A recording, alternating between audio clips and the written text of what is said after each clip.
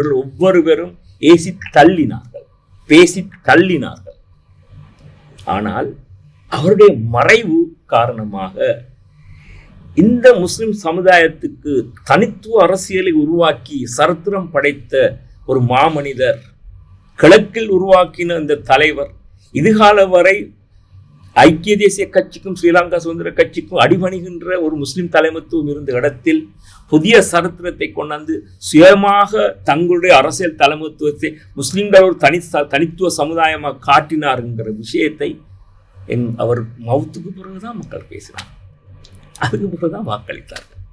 அது மக்களுடைய சிஸ்டம் அப்படிதான். இன்றைக்கு பாருங்களேன், அல்லாஹ் காப்பாற்ற வேண்டும், ரவுஃப் ஹக்கீமை பற்றி போல பேசுகிறார்கள். அவர் யாராவது எல்லாம் மறைக்கதான் வேணும். மரணத்துக்கு பின்பு அவரை பற்றி அவ்வளவு பாராட்டுவார்கள். அப்பொழுது யாராவது தலைவர் இருந்தால் அவரை காட்டுவார். அஷ்ரப் இப்படி செஞ்சிருந்தார், அஷ்ரப் 10 வருஷம் தான் அந்த அரசியலை முஸ்லிம் காங்கிரஸ் தக்க வைத்தார். இந்த ரவுஃப் ஹக்கீம் ஏறத்தாழ உண்மைதான் 25 வருடம் கட்டி காப்பாற்றினார். அவர்களுடைய எல்லா முஸ்லிம் அரசியல் தலைமைத்துவத்துக்கும் கட்சியை தக்க வைத்துக் கொள்ள முடியாத சூழ்நிலையில் இவர் தக்க வைத்துக் கொண்டார்.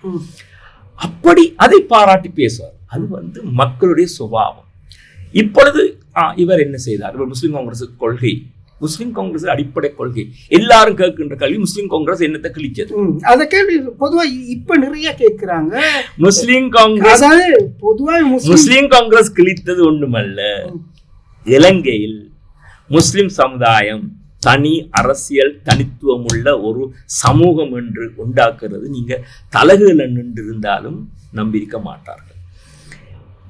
டிஎல்எஃப் இருந்த காலகட்டத்தில் தமிழ் பேசும் இஸ்லாமியர்களின் அடிப்படையில் எங்களை அவர்கள் பிரதிநிதிப்படுத்தினார்கள்.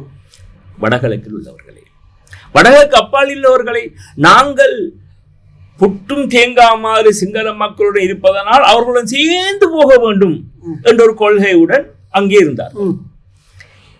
இந்த சமூகத்தை கிட்டத்தட்ட சில கலாச்சாரங்கள் மாறுபட்ட 2 பிரதேசங்கள் உள்ள முஸ்லிம்களை மார்க்க ரீதியாக ஒரு சமூகமாக, அரசியல் சமூகமாக இந்த நாட்டுக்கும் சர்வதேசத்துக்கும் நிரூபித்து